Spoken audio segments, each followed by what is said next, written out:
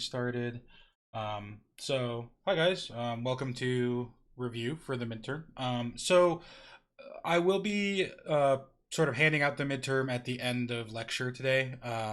So if you guys want, right after we're done with this, you can jump straight into that. So just as a heads up on the format of the exam is essentially the same exam you've seen in the past, more or less. There's a little bit more focus on longer sort of related rates and optimization problems. This exam would probably be a little bit too long for an in-class exam. So as a heads up, just be aware of that. However, I'm giving you 48 hours to work on it. So I think it's probably I hope it's probably fair. If you guys feel overwhelmed with the amount of work on the exam, please reach out to me and we can talk about like figuring out some other way to deal with it or something like that. But I'm hoping that because of the amount of time you have to deal with the exam, it should be okay. Um, so the exam will be posted as a PDF file. If you have a way of annotating a PDF file, that would be the best way to turn that in. That would make it easiest on me, and you can just drop a PDF into D2L, and that would be great. If you do not have the ability to annotate a PDF, that's totally fine. I do not expect everybody to have that ability. You can either, if you have a printer, you can print out the test and take the test by hand, and then scan the test using an app like Genius Scan or Google Lens. That would be really great as well. Um, if that is impossible, if you can't make that work, you can also do the exam on loose leaf paper and scan those as well. Again, you don't need a scanner to do this. You can just use like Genius Scan or Google Lens or whatever, and that should work out okay. So either way, it would be best if you can get it into a single PDF file rather than a bunch of loose images, just to make things a little bit more streamlined for me. And if you are doing it on loose paper, please try to do one page per question. Okay, so like put question number 1 on one page, question number 2 on page 2, question number 3 on page 3, and label them so that I can tell which ones you're doing. Okay, and make sure it's clear which questions you're crossing off and which ones you're actually doing. Does anybody have any questions about the format of the exam or what that looks like?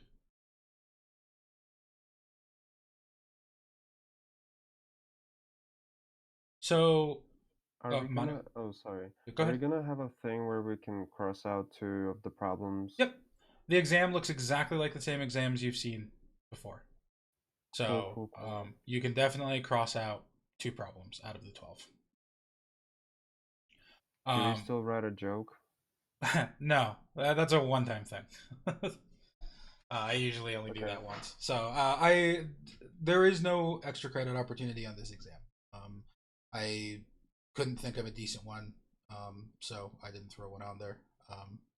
Sorry. But again, those 2 points of extra credit have never been a make or break for anybody. Um, one thing about the exam with regards to how it is structured for notes and class and help and stuff like that, um, please submit your own work. I'm going to have to trust you guys that you guys are not consulting each other or outside resources. Okay. By outside resources, I mean, don't post the problems on Stack Exchange or whatever forum, Quora or whatever. Um, don't be asking tutors or people in the math lab for help with these questions. Um, don't be, don't be working together on them if you can like present your own individual work. However, beyond that, I am not going to restrict anything else. Okay. So while I will say that you cannot use outside human resources, you may use any of your notes. You may use any of the class notes. You can use the lectures that I've been posting. And you can always ask me questions. Okay. And I would trust Katie to also answer questions in a way that is appropriate for testing. Though if Katie doesn't feel comfortable asking a question, feel free to ask me. You can ask me questions. I will answer them the same way I would on a test. I'll answer any clarification I can. I will try to answer as much as I can without giving away anything. So you can consult me, just no outside human resources. So, any questions about restrictions on what you can use or all that sort of stuff? I assume you don't want us to use Google or anything either. I mean, that's one of those things where it's like that gray area where I feel like these problems are problems I just made up. They're not like problems that I pulled specifically from somewhere. Honestly, the best resource for these are going to be the problems that you guys did on the review sheets and the problems that we worked on in class and stuff like that. So I don't think Google is going to be more helpful than class notes, right? I'm going to expect that you show all your work. So using a derivative solver like a Wolfram Alpha or something like that isn't going to help you that much because I'm going to need to see all the steps, right?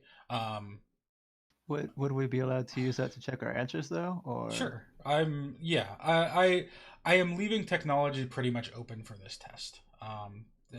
That there is not a world in which I can appropriately restrict you from using technology in this setting without actually trying to set up some sort of a nanny, like a testing service, and that just seems like such a pain in the butt that I would rather just trust you guys.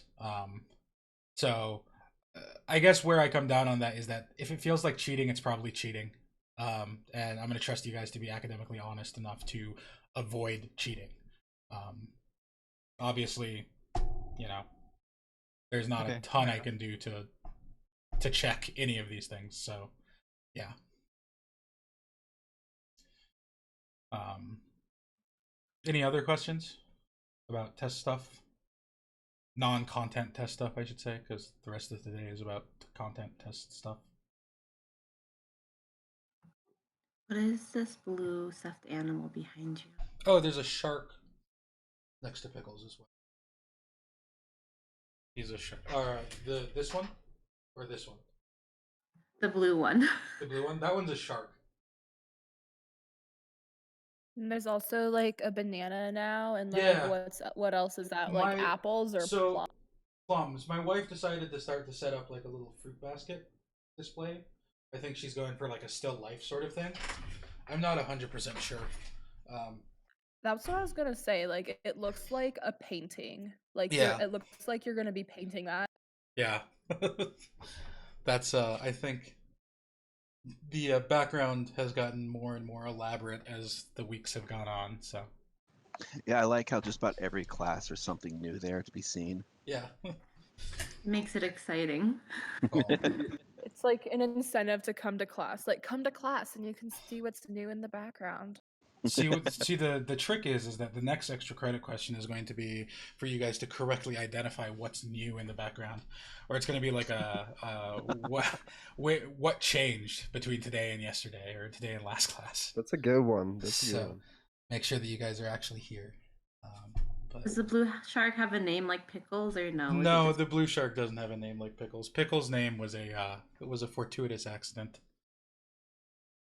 So he happened to smell very much like Pickles when we got him. So it's a stuffed animal. I don't. Okay. Let's try to segue into a little bit of calculus stuff here. Um, so content wise, the material that we covered for this exam is kind of broad actually. It's not super broad in that it doesn't cover a gigantic amount of material, but it does cover two of the biggest, scariest sort of wordy problems that show up in calculus. So the big two things on this exam that make up the bulk of it are related rates and optimization.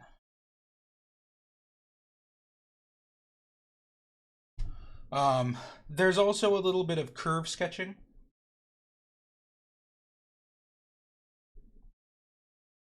A little bit of linearization.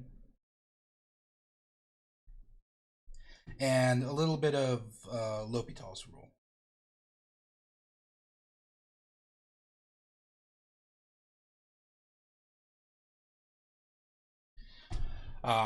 Those are kind of the five big things that are on this test. Okay. So I kind of want to say a couple things about each one, and then I sort of figured what I would do is I would open up the field to if anybody has any specific questions that they wanted to see on the review, that they wanted to talk about or go through. I would be really happy to go through some of those. So let's kick this off with related rates. So related rates is an application of implicit differentiation.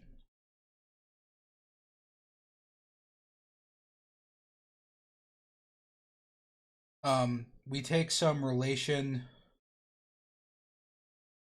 some quantities that vary with time, and a relation between those quantities.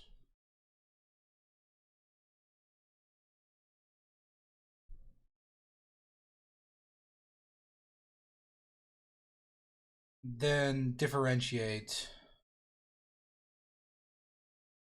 with respect to time. So for example, if we had, I don't know, two boats leaving a pier at different speeds, and we wanted to know the distance between them, that geometrically makes a right triangle. We could set that up as with x, y, and r as x squared plus y squared equals r squared, right? And then when we differentiate with respect to time, we get 2x dx dt plus 2y dy. What am I doing here? 2y dy t is equal to 2r dr dt. And then it's usually from there, it's just a matter of plugging in your unknowns and solving for the actual missing value. So with related rates, it's important to identify known values, solve for unknowns that you can find before differentiating.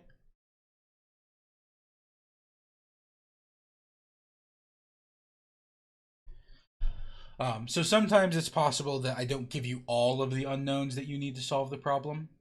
So you may need to find, like maybe I give you the x value and the y value, but I don't give you the r value in the previous triangle example, right? You might have to solve for that r value. Or like the ladder problems. I usually tell you how long the ladder is and how far one side is up the wall. It's up to you to figure out how far the other leg of the ladder is from the actual wall, right?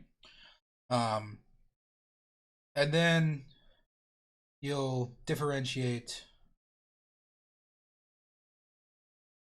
with respect to time and solve for missing rate.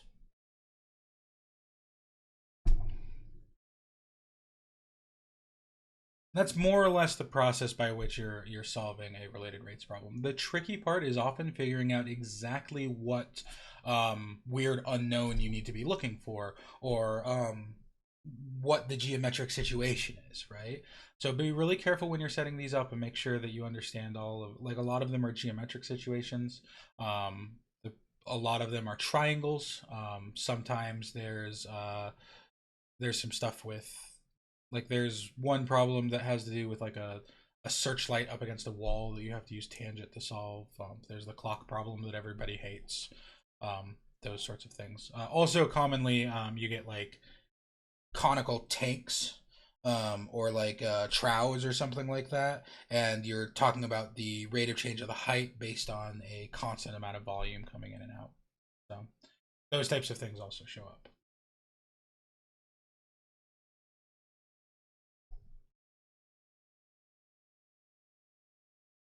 Any questions about process for related rates?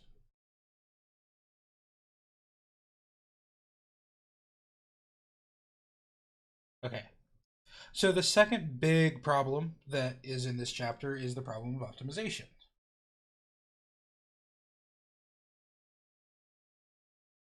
And optimization is tricky because you're trying to set up like a you're trying to set up the setup is also difficult for this, right? So with optimization, you're always trying to first identify an objective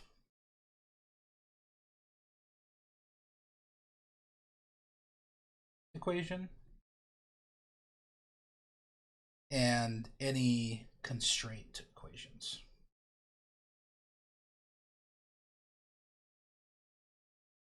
Sometimes there isn't an obvious constraint. Sometimes your objective just ends up being in terms of one variable, and it's pretty straightforward, right? But in some sense, there is always an objective, and in some sense there is always at least one constraint. The constraint may be something sort of implicit. It depends on the problem. A lot of the sort of basic geometric ones, there's a very obvious objective and a very obvious constraint. A handful of the slightly more subtle ones, the constraint is the subtle part. Once you've identified your objective and any constraint equations, the next step is to rewrite your objective as a function of a single variable using your constraints.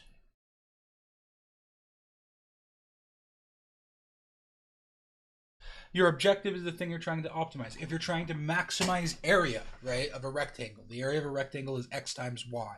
You're going to need to turn either the y into x's, or you're going to need to turn one of the x into y's, because you need to have area as a function of just one of your two variables. And that's why the constraint is important. The constraint is the thing that allows you to make that conversion. Okay.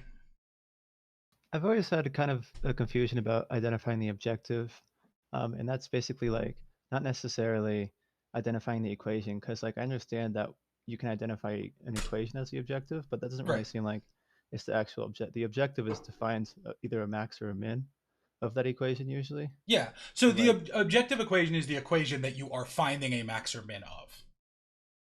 okay, so Yeah. the objective doesn't include the information of whether or not you're finding a max or a min. It's No, just the because equation. that's part of like, I mean, okay, so in a in a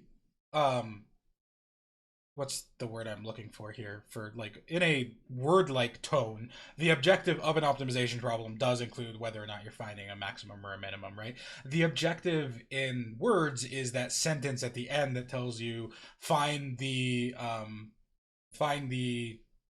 dimensions that maximize volume or whatever, right? That is Right. technically your objective for the entire problem. When I refer to an objective equation for the dimensions that maximize the volume, I'm referring to the equation for volume of the shape that you're speaking about. And Okay, that's that the makes sense. equation that contains that's the equation that once you take its derivative to find its critical points, you can then find that allows you to get to your objective, right? So, yeah. it's sort of semantic stuff. Right. Okay, so part 3, once you have rewritten your objective as a function of a single variable using your constraints, you're going to differentiate that.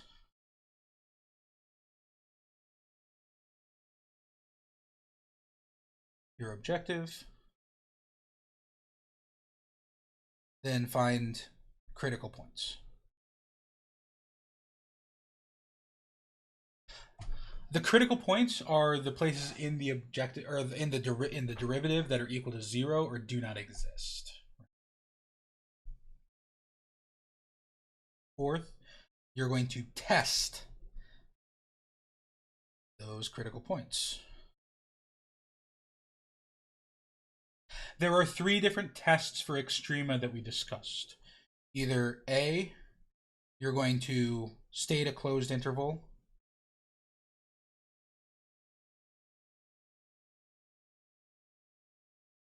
Then check for absolute extrema. If the optimization problem is one where there's an obvious maximum or minimum that you could, or maximum or minimum of the input of the independent variable that you could choose from, right? Like, so if you're building a garden around a house, right, and it has to be rectangular and you only have 200 feet of fence, right, your fence, one of the sides of your fence could only possibly be 200 feet long. If it was longer than 200 feet, you would have used more fence than you have, right? And a side can't be shorter than 0 feet long, so you have this nice closed interval between 0 and 200. So you're just searching on that, and then you can take any critical points on that interval and the endpoints and just check to see which one is largest, which one gives you the largest possible area, right? This is probably the best thing you can do. If you can state a closed interval, this is what you want to do. Okay. If you cannot state a closed interval, then you can find local extrema. If I'm calling those absolute, I should call these relative extrema by either the first derivative test. We talked about this pretty early on in the unit. The first derivative test basically says you're taking a critical point and you're checking to see if the first derivative changes signs at that critical point. If the first derivative changes signs at that critical point, say it changes from increasing to decreasing. If it changes from increasing to decreasing, then you have a critical point, horizontal tangent line in the middle, then you must have a maximum, right? If you change from decreasing to increasing with a horizontal tangent line in between, then you must have a minimum. You can also find relative extrema by using the second derivative test.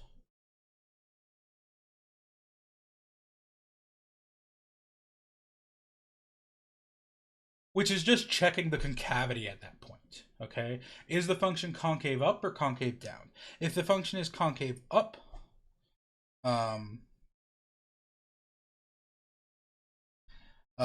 it makes a cup.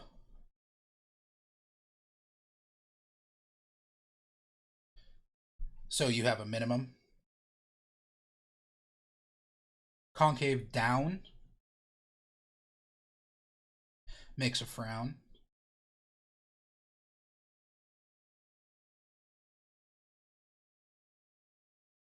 So that's a maximum. I have no idea. I had like a week and a half of my headphones not interrupting me, and now they've decided that it's time to start interrupting me again. I have no idea what about saying concave down set them off, but apparently it did. So, and it didn't that time. Great. And of course, concavity. So, if f double prime of a is greater than 0, concave up. If f double prime of x less than 0, concave down. And if f double prime of your critical point is equal to 0, use the first derivative test instead.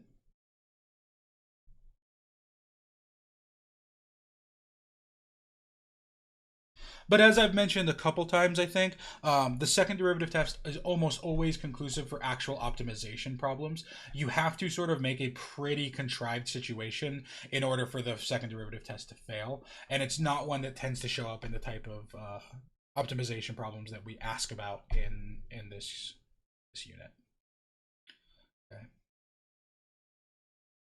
Okay. And then this step was really long, the testing the critical points. And there's only one more step afterwards, which is step 6. And that's just answer the question.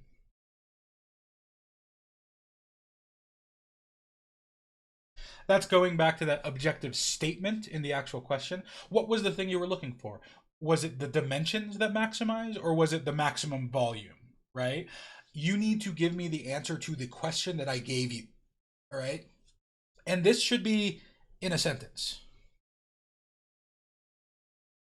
If not in a sentence, at least in some amount of words, okay? You should answer the question as, these are the dimensions that maximize the volume, or something like that. That would be ideal. But no optimization problem is complete until an answer is actually given. You could have done all of the work, but if you didn't actually give an answer, then the question's not finished.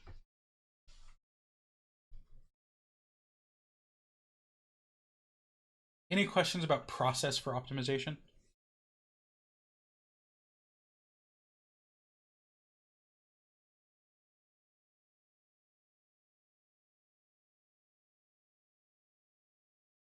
Okay.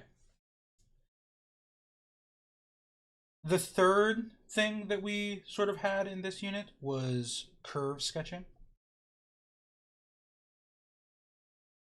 We actually did curve sketching before optimization, so probably in the review package it actually is before optimization.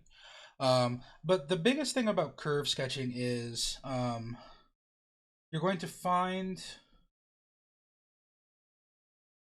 all critical points. Let's do them in order, actually. All zeros, critical points, and possible points of inflection.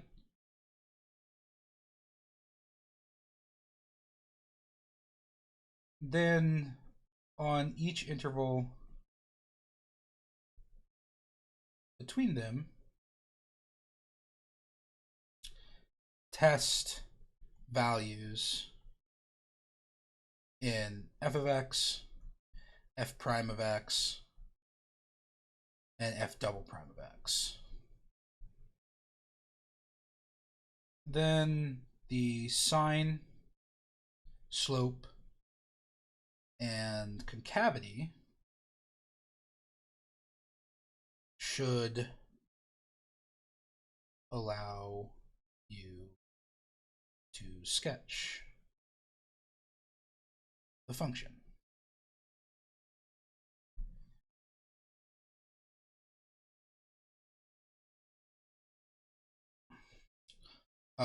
So there were sort of four main segments that you get based on concavity and slope. So this is f prime of x is positive, f prime of x. Let's do f double prime of x is positive, f double prime of x is negative. So concave up on the left, concave down on the right, and then f prime of x is positive, and f prime of x is negative. So increasing on the top, decreasing on the bottom. Increasing concave up looks like this.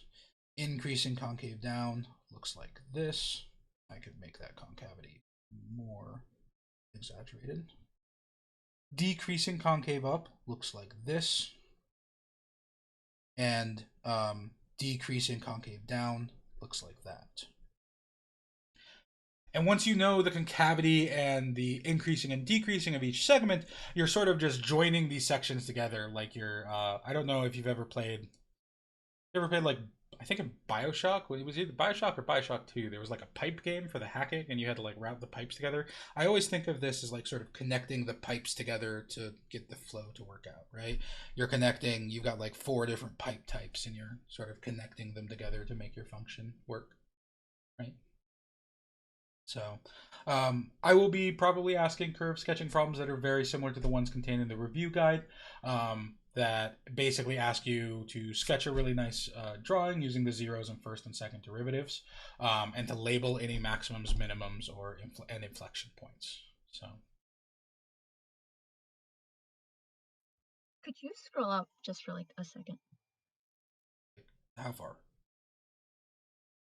That's Here? good, thank you. Okay.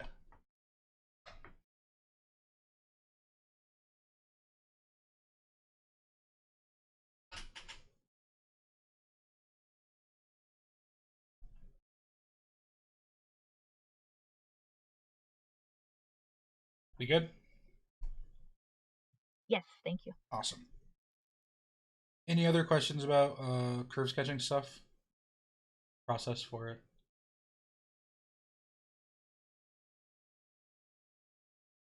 All right. So question type number 4 was linearization. This is estimating difficult to compute questions using tangent lines. I think the example we did in class was like the square root of 4.1 or something like that. Generally, these approximations are only very good when you're really close to a known number, right? So, for example, the approximation using the tangent line for the square root of 145 would be pretty good, but the approximation using a tangent line for the square root of like 152 would be less good. So the idea is that you find an easy to compute value near the value that you're interested in.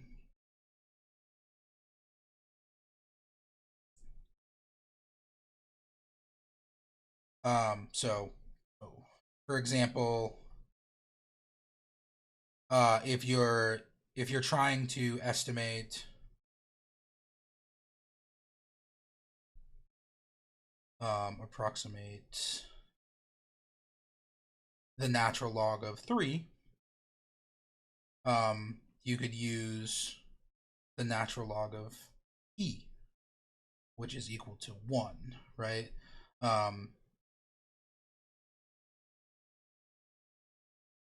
Then generate the equation of the tangent line at that point. So we did tangent lines at the beginning of derivatives, right? Tangent lines are the line that passes through that point and has the slope equal to the derivative at that point, right? So if f of x is equal to ln of x, and our tangent line is at the point e comma 1, right? Our slope would be f prime of e, which would be 1 over e. So our tangent line would be y minus 1 is equal to 1 over e times x minus e. Or y minus 1 is equal to x over e minus 1.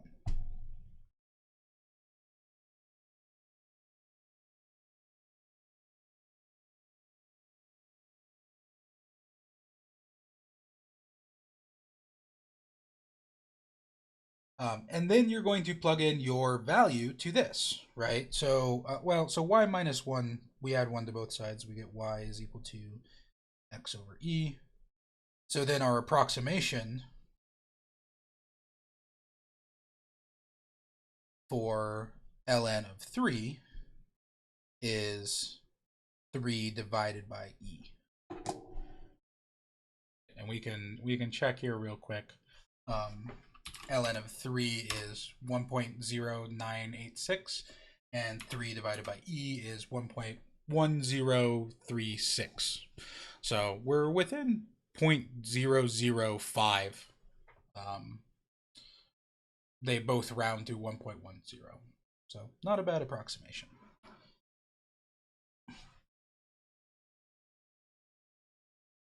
Obviously, this would be much less effective for, like, say, 5. Ln of 5 is 1.609. 5 over e is 1.84, right? So the further away you get from your tangent line point, the worse your approximation becomes.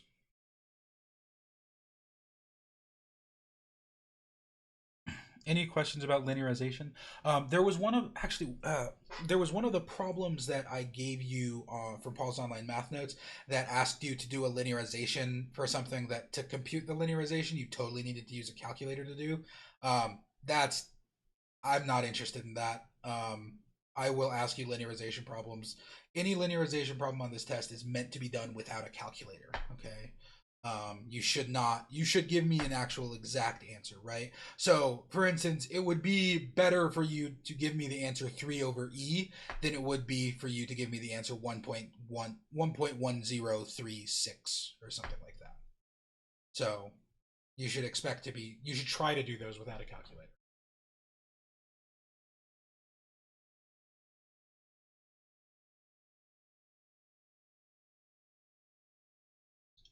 Okay, the very last topic that is really covered on this test is L'Hopital's rule.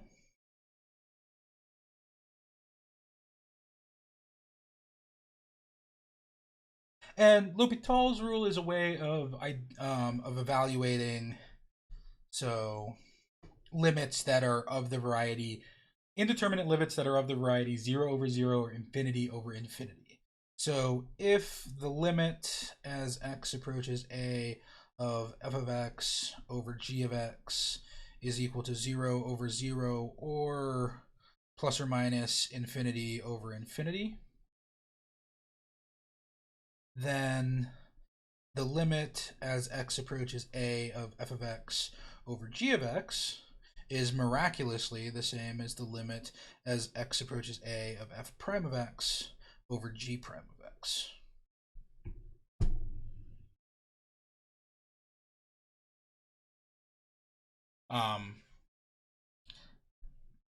Basically, this means that if you have a limit that evaluates to 0 over 0 or infinity over infinity, and you don't remember, oh crap, I forget that stupid rule for sine x over x or whatever, right?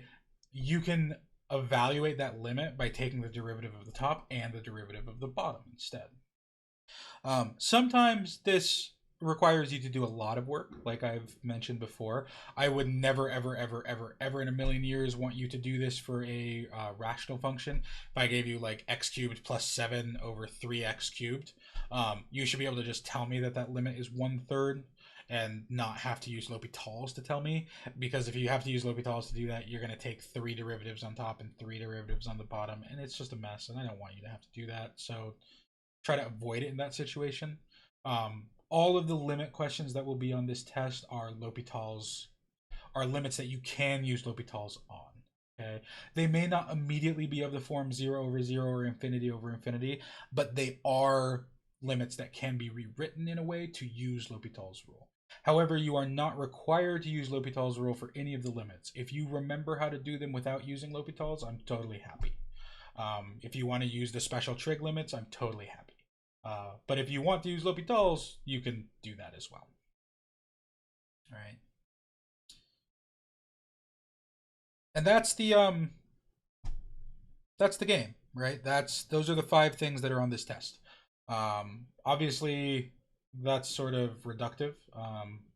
These are sort of broad topics, but those are basically the 5 types of problems that you see.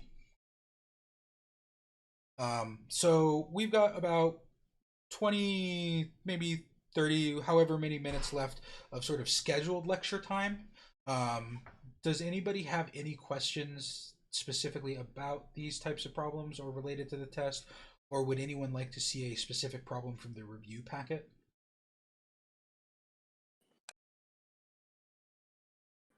I had a question about the related rates, like ladder problem. When it says like after 2 seconds, what is the like I don't know, like the speed of the ladder, like how fast is it moving away from the wall?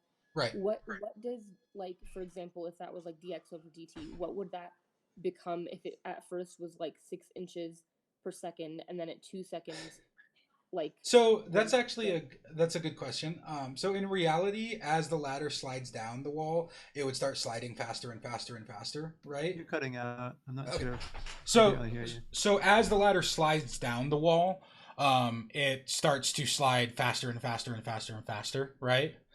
Because gravity is an accelerating force. It brings things down the wall, right? Yeah. In this magical world that we live in, the ladder is always going down the wall at 6 inches per second. So dxdt is constant. Okay. Okay. Yeah. Okay. The only thing that changes 2 seconds later is that the ladder will be 12 inches further down the wall, which means that your x value will change and your y value will change, right? So would that be like 12 inches per like in 2 seconds, right? And so that's Yeah. what dxdt becomes. So it's the same Well, thing. dxdt is still 6. It's just slid down the wall further, right? So these related rates problems sort of take a snapshot of an instantaneous moment, right? Yeah. Right. Yes. Okay. So the rate of change is still -6 or depending on whether you're working in inches or in feet. It's either -6 or -1.5. Yeah. But it'll be sliding down the wall at that constant rate. The thing that will change 2 seconds later is the actual height of the ladder on the wall. Perfect. Okay, Cool. that makes sense. Thank you. Good question. Any other problems or questions that you guys want to see? I would love another example of related rates just because they're complicated. Do you have a specific one of the problems in the packet or one of the problems that I gave you guys that you want to see? The clock one or the cone are the ones I nominate. Okay. Let's do the clock problem because everyone loves clock problems, right? All right. Can you guys read? We have time for whatever we want. Technically, you guys are in class until 2:35, so I can keep you as late as I want to. But yeah, we can probably get through it. I'll do sort of an abridged version of the setup because we've seen it in the class before. Can you guys read the related rates, the problems over to that part over there?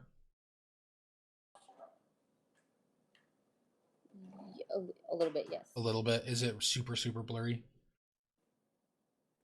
I don't think I'm the best judge of this. I got really bad eyesight. Yeah, you're also on a phone, right? I'm on my iPad. Oh, okay. Here, let's It's a try. little bit blurry, but like, let's try doing. Let's try doing this. For me, it's less about it being blurry and more about it being super duper small. But I mean, I have the problems with me other than that. Is but that more readable? Yeah. Yep. Yeah, definitely. Awesome. That's good. Cool. All right. So we've got a clock. It has a time, right? So in this case, the clock is at 3:30, which means the hour hand. If we were to consider this on a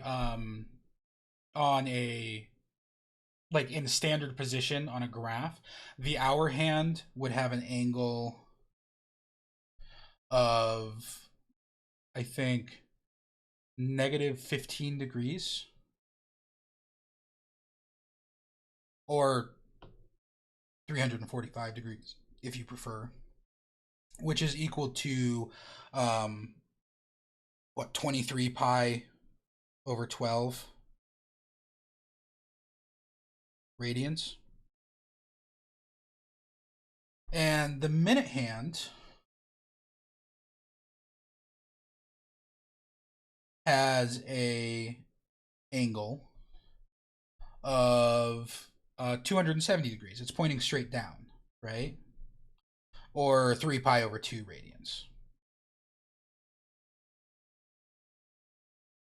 So what's the angle between these two? Well, we can just subtract them from each other to figure out what the angle between them is. So the angle between them is, that'll be 23 pi over 12 minus 3 pi over 2, which is 23 pi over 12 minus 18 pi over 2, which is 5 pi over 12. So this is our angle between. So what we have is we have a triangle, right? we know that this angle here is 5 pi over 12. We know that the side length up here, this is the hour hand. So let's label this triangle maybe A, B, C. And we'll call this big C, the angle. We'll call A 7 centimeters, and we'll call B 11 centimeters. So what is the formula that relates these four quantities that we have?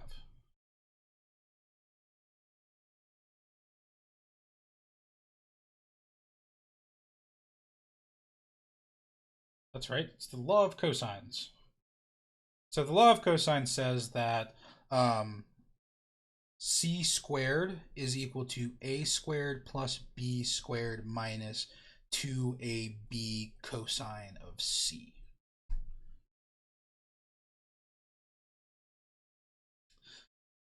In other words, c squared is equal to, I'm just going to plug in the things that are constant. The length of the clock hands are not changing. They're constant. They're not moving at all, right? So that's c squared is equal to 49 plus 121 minus 2 times 7 times 11 cosine of c.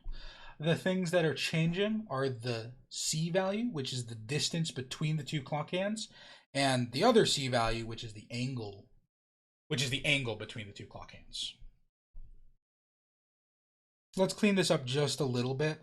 That gives us c squared is equal to 49 plus 121 is 170 minus 2 times 7 times 11 is 144. Cosine of big C.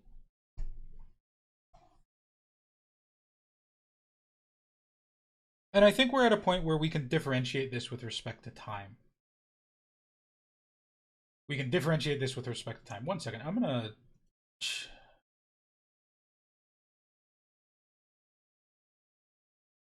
Ha. I see. So Discord went ahead and forgot all of my settings recently, and it decided to put it back to automatically determine voice sensitivity, which does not work very well. So that's why I've been cutting in and out. So hopefully this is better from here. It's, by the way, just 154 instead of 144. You are 100% correct, because it's 77 plus 77, which is 154. Thank you, Manu. Yeah, no problem. That would definitely have... Well, it wouldn't have screwed things up in a way that I would have noticed, so it just would have been wrong. So thanks for the catch. Okay, so let's differentiate this with respect to time. On the left-hand side, we end up with 2c dc over dt is equal to 154 sine of big C times d big C over dt. So the derivative of cosine is negative sine, so it flips this negative into a positive. And 170 is a constant, so it just goes away.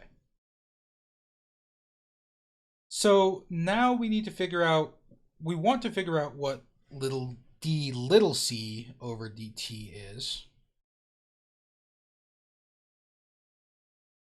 And to do that, we need to fill in all of our blanks. We know the angle between these two clock arms. We don't know the distance, but we could find it using the law of cosines, right?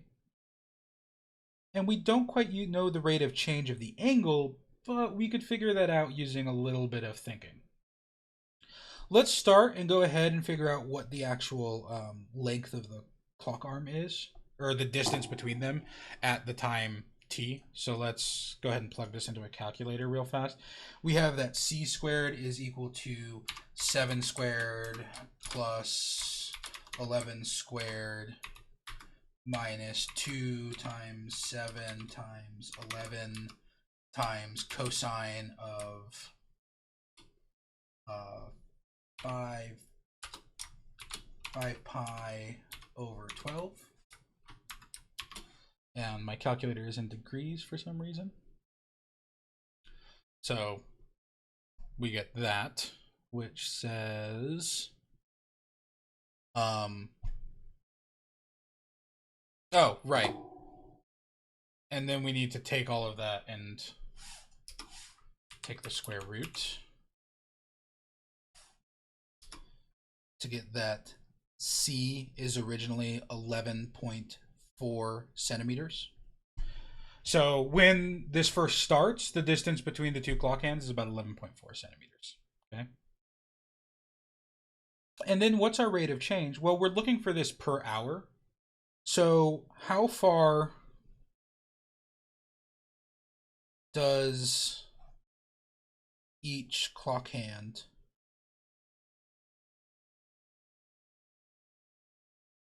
travel per hour? Let's see, did I draw the clock at any point? I didn't. Let's pull up that picture again. Okay, so all hands on the clock move move clockwise. That's literally why we call it clockwise, right? So both of them are moving at the same rate, but I think the minute hand moves faster than the hour hand, right? So the minute hand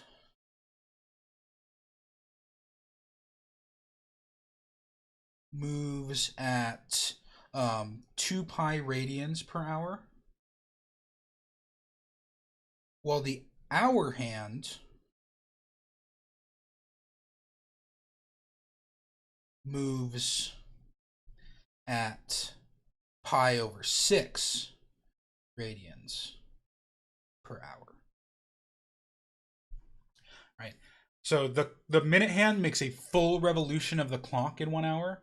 The hour hand just goes 1 hour ahead. 1 hour is 1/12 of the clock. 1/12 of 2 pi is pi over 6. Right? So if we were to wait 1 hour from this moment, then the minute hand will have returned to the same location that it's at, but it will have done an entire revolution, right? But the hour hand will have moved forward slightly. So you could think of the minute hand as traveled 2 pi and the hour hand has traveled pi over 6. It's a little bit annoying because it's circular motion, so it feels like the minute hand has gone back to exactly the same position it was in before, which is kind of frustrating. But we're talking about an instantaneous rate of change, and at this very instant, the rate of change between these two objects is, so the minute hand, or so the angle between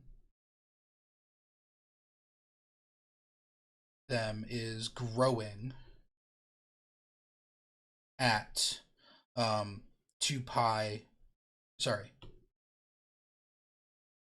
11 pi over 6 radians per hour. And the rate at which the angle is growing is exactly the rate of change of this angle right here. So that means that d big C over dt is equal to 11 pi over 6. But now we have all our missing bits for this problem, right? So we're taking our derivative with respect to time. So we're doing 2 times 11.4 times dc over dt is equal to 154 times sine of 11 pi over 6 times, or sorry, not 11 pi over 6, of 5 pi over 12 times 11 pi over 6. We can divide both sides by 22.8 to get that dc over dt is equal to 154 sine of 5 pi over 12 times 11 pi over 6 divided by 22.8. And now we can just plug that into our calculator and get a result. So 154 sine of 5 pi over 12 times 11 pi over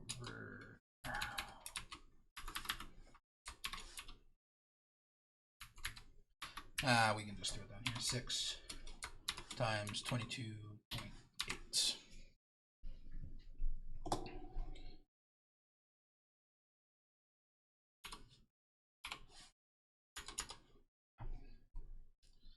So that means that dc over dt is equal to 37.58 centimeters per hour.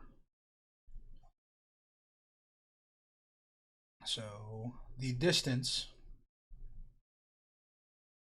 between the clock hands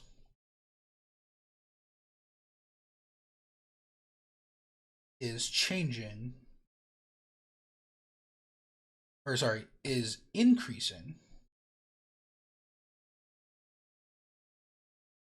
at a rate of 37.58 centimeters per hour.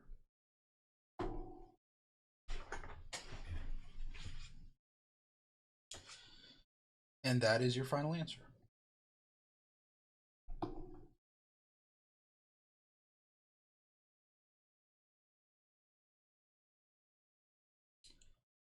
Any questions about the clock?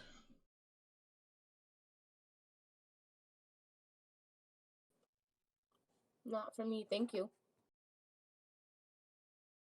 What was it, the law of cosines that you used for the trig identity? Yeah, law of cosines.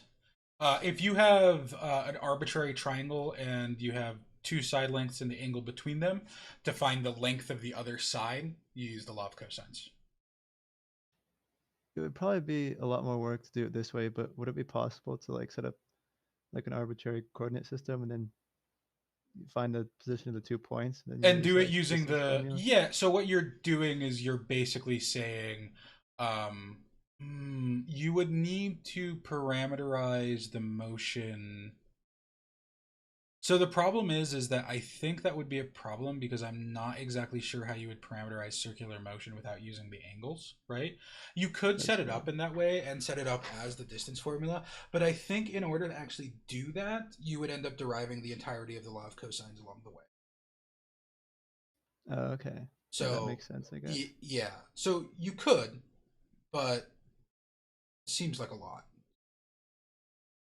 I'm just trying to find ways to avoid memorizing these trig identities, but well, that's so probably not the best here's idea. the thing. You have 47 hours to do this test, and you have all of your notes, so you don't have to memorize the trig identity at all. Fair enough. Right. For what it's worth, what you described is essentially what the proof of the law of cosines is. So maybe just look up the proof of the law of cosines, see if that makes sense, and maybe you'll just remember that better than the law of cosines. For me, I remember the law of cosines as it's a generalized case of the Pythagorean theorem, right? So the only thing you have to remember is that it's the Pythagorean theorem minus that weird chunk at the end. It's just that if big C is equal to 90 degrees, then that big chunk at the end is equal to 0, because cosine of 90 is 0. Right, okay, that makes sense. So, if that helps, maybe. Okay. Do we have any other problems that we would like to see, or anything else we want to see before getting started on the test here? Could you do just the curve sketching problem, the first one? X cubed minus 9x over x squared plus 9? Yes, please. So instead of doing the entirety of this problem, do you mind if I bring up a graph of it and show you the parts that matter? Yeah, that's fine. Okay. So, because the curve sketching problems are actually, they're pretty long and involved. So I do not know if we actually have time to do an entire curve sketching problem right now. But let's go ahead and, so it's x cubed minus 9x divided by x squared plus 9.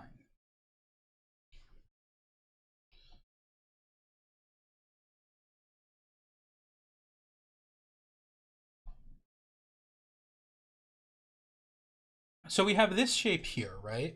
And let's go ahead and take our derivative really quickly, our derivatives. So x cubed minus 9x,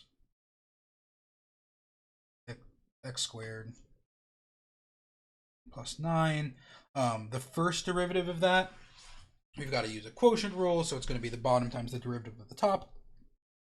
X squared plus 9 times 3x squared minus 9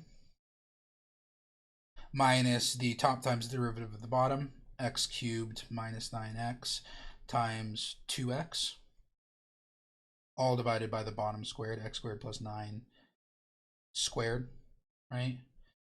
So we end up with, let's see here, x squared plus 9, so that's 3x to the fourth.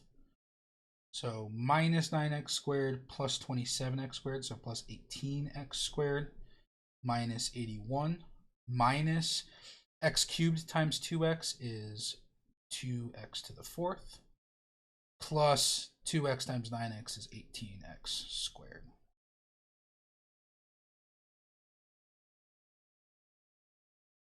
Um, 3x to the fourth plus 18x squared. So this ends up being x to the fourth plus 36x squared minus 81 divided by x squared plus 9 squared. And so we should end up with, I think, 4 critical points, right? Well, actually, we end up with, I think, just 2 of them. So x to the fourth plus 36x squared minus 81. We can factor that. It might not factor. We might need to use the quadratic formula, actually. So I'm going to cheat real quick.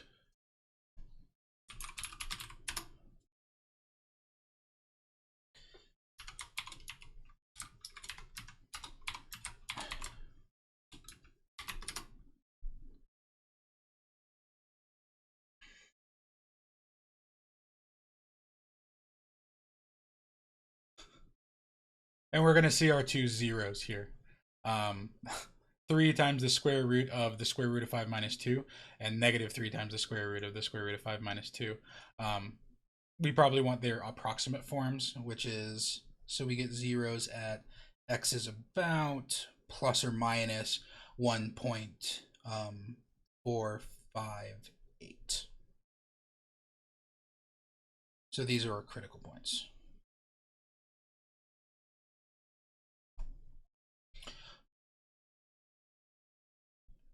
And if you notice here, that's exactly where we have a maximum and a minimum.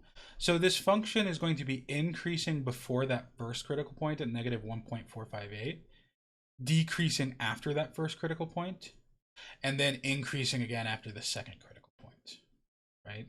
If you did a sign chart just in the first derivative, you would see 1.458, negative 1.458, 1.458, and you would see plus minus plus, which means that you're increasing, decreasing, and then increasing again.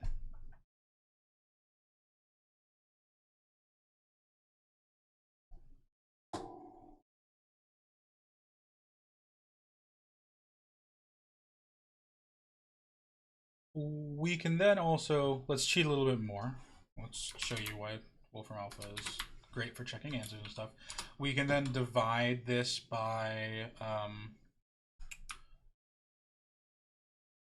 let's go ahead and type in our entire derivative here. X squared plus 9 squared.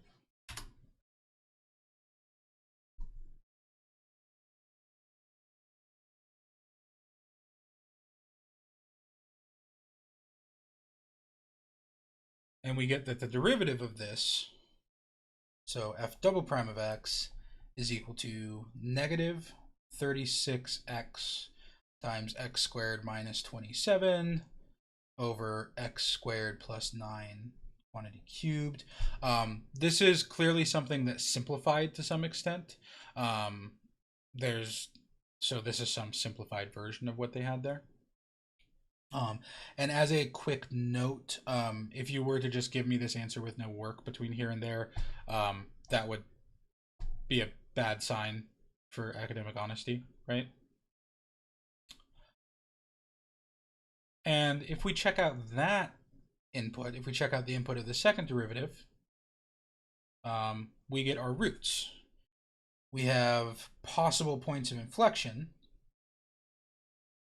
at negative 3 root 3, 0, and 3 root 3. The one saving grace about this gross rational function is that the denominator is never equal to 0 at any of the steps. So we never get any asymptotes or critical points of the type that are annoying, right? We never get any infinite discontinuities. Okay. So if we go back to our graph and let's throw in those negative 3 root and 0 and 3 square root 3. Let's do x equals and x equals. We can see our potential inflection changes here, right? So do we have an inflection change in the middle? I believe that it's going to be concave down before that point, and it's concave up afterwards. So the critical point at 0 is definitely a change in inflection. And it turns out that these guys here are also slight changes in inflection too, but they are somewhat slighter. My graph for this might have ended up looking something a little bit more like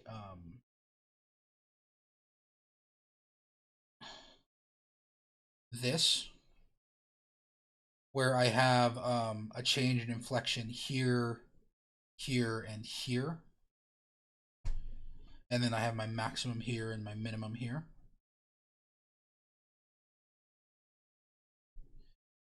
And then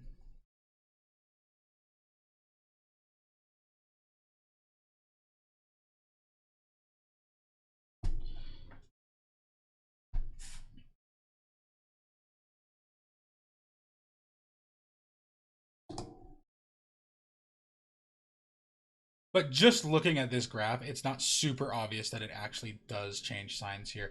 If we look at the graph of the second derivative from Wolfram Alpha here, you can see that it does in fact change signs there, right? Like it just barely crosses over.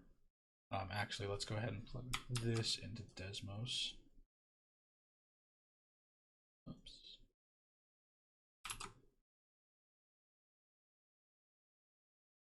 And you can see after that point it's positive, but before that point it's negative. So it is actually a change of inflection.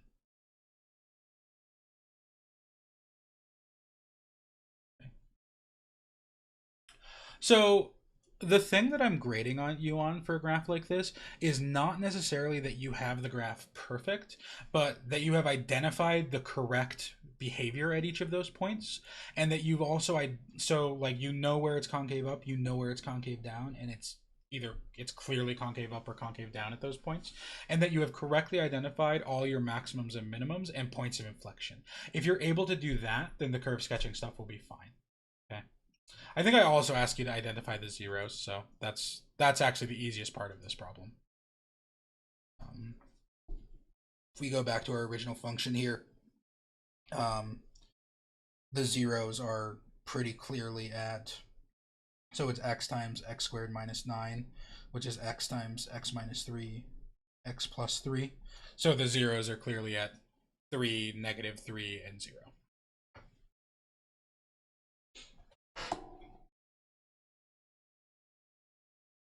Does that help a little bit with what you were looking for, Ilsa? Yeah, it does. Okay, cool. And these... Go ahead. Do you know Desmos can take the derivative directly if you set it up as an f of x function? Yeah, I know. Yeah, but found that out. Yeah, it doesn't tell you the actual derivative though. It just graphs the derivative. You can do that with like TI-80 whatever calculators as well. They have that functionality. 89. So, yeah, even 83s and 84s can do it as well. So, it doesn't like. I've found that Desmos gets really wonky when you try to do a lot of different compositions of functions. Like if you try to do like if you have like 4 or 5 functions and they're all composed together, and then you want to take like an integral or something like that and do a bunch of weird stuff, it gets kind of upset. But it does its best. So, all right. Any other questions before I let you guys go and get into the test? We're technically past test time. Because my intention was for this test to start at 1. It doesn't matter. You guys have 47 hours to do this. I will mention before I let you guys go, however, the test is due at noon on the next class. Okay. So that means on Thursday at noon the test is due. So make sure you have it turned in by then. If you want to talk to me about flexibility on that due date, please reach out to me independently. And I would be happy if it's kind of an overwhelming amount or vice versa. I'm definitely willing to be flexible a little bit just because of the situation. But my intention is to have these turned in by the next class. And if there's a dramatic whale of struggling, then I will extend the deadline. So, okay. I will post the test over in the assignments. I will make the D2L assignment live, and you guys can get started. Katie had a help session just before this class, so she doesn't have a help session afterwards. I will be hanging out in Voice 1 for the next hour and 15 minutes or so, as I usually will. If you have any clarification questions or you want to ask questions, please feel free to ask those either in chat or to hop up and ask me in the voice channel, and I'll be happy to clarify anything or correct any typos. So feel free to ask. And you can always, again, you can ask me any question you want about this test. If I tell you too much, that's my fault. You're not cheating. I'm accidentally cheating for you. Okay? So feel free to ask me any question. I will just answer the questions as I see fit. Quick announcement. Thank you guys all for taking my survey last time. So based on what you guys said, I'm just going to leave my Thursday help session at the same time, which is right after class. Yeah. Okay. Good luck.